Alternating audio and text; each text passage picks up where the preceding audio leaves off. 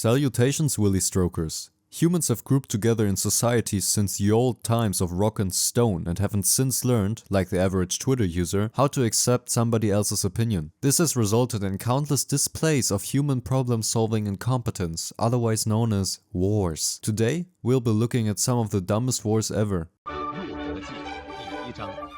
Naturally, our first one has to begin with the British and is called the War of Jenkins' Ear. The war took place between Great Britain and Spain and lasted from 1739 to 1748. While being a regular-ass war that focused mainly on the Caribbean and the coast of Florida, the unusual part of it comes from how it started. So in 1739, this guy, Robert Jenkins, a regular-ass merchant ship captain, walks into the British Parliament, shows a cut-off ear to the House of Lords, and tells them, yeah, some Spaniards came to my ship 7 years ago and schnezzled my ear off. Clearly a matter of national aggression, right? And the British Parliament goes like, war! Following that, the Spanish and British had a huge size-off in the Caribbean where the main idea was to see who could buckle their swash harder. However, everyone in Europe was too busy watching the Austrians go at it for the Austrian succession war, so the whole thing didn't garner too much attention.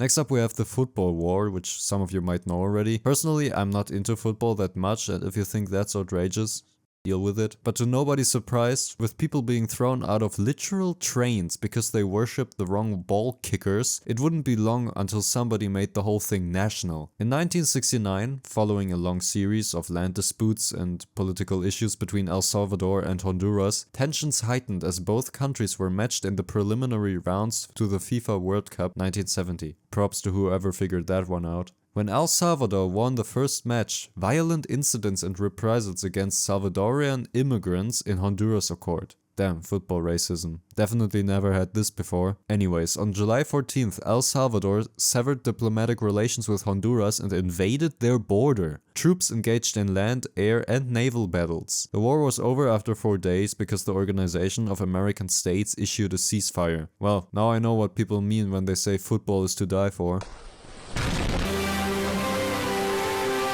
Moving on to a war called the War of the Three Sanchos. This was a conflict in the Iberian Peninsula between 1065 and 1067 and involved 3 Spanish kingdoms ruled by not 1, not 2, no, 3 kings called Sancho.